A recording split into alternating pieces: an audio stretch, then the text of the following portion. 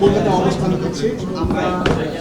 যদিও এখন পর্যন্ত এই আনার হত্যার পেছনে আসলে মূল কারণটা কি সেটা আমরা জানতে পারিনি। এক, দ্বিতীয় বিষয় হচ্ছে তার লাশ নিয়ে যে অনুসন্ধান হচ্ছে, আমরা আপনাদের মাধ্যমে যে তথ্য পাচ্ছি সেটা বিভিন্ন ধরনের তথ্য। এই বিষয়টি একটু ক্লিয়ার করবেন আসলে সেটা। কালকে একটা খবর বেরিয়েছে, তার কিছু অংশ পাওয়া গেছে, ফরেন্সিকে পাঠানো হচ্ছে, আসলে কি মানে সবথেকে একটা ধোঁয়াশার সৃষ্টি হচ্ছে।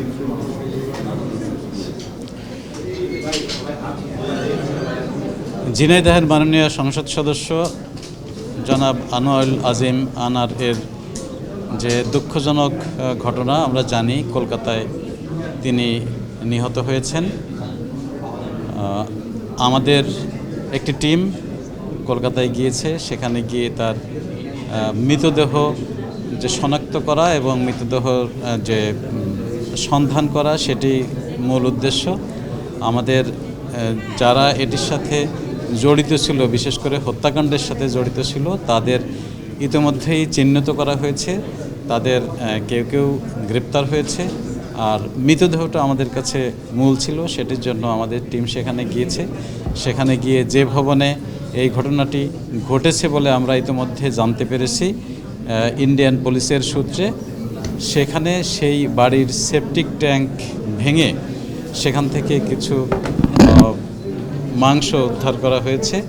সেটি খণ্ডিত কিছু মাংস উদ্ধার করা হয়েছে, সেটি আসলেই আমাদের মাননীয় সংসদ সদস্যের কি না সেটি ডিএনএ টেস্ট করলেই কেবল বোঝা যাবে।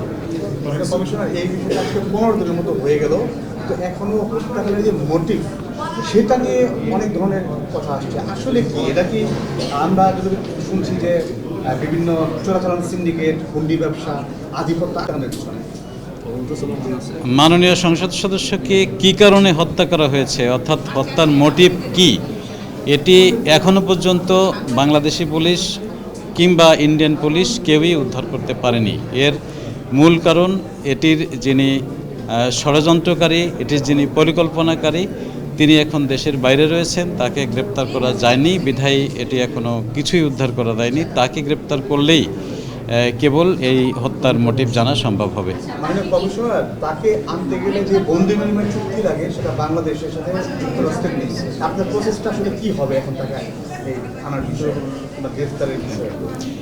এটির বিষয়ে আমাদের যে ধরনের প্রচেষ্টা করা দরকার পুলিশের পক্ষ থেকে, সেটির সর্বোত্তম চেষ্টা করা হবে। এটির বিষয়ে যেহেতু তিনি আমাদের জাতীয় সংসদের একজন মাননীয় সদস্য ছিলেন, সুতরাং তার বিষয়টি সর্বোচ্চ গুরুত্ব দেওয়া হবে। আমাদের যদিও এই মুহূর্তে সেই ধরনের কোনো কন্ট্রাক্ট তাদের সাথে নেই, তারপরেও অন্য যে কোনো মাধ্যম বা কূটনৈতিক যে কোনো চ্যানেলে সর্বোচ্চ চেষ্টা এ বিষয়ে করা হবে। যোগ করি ভারতের সাথে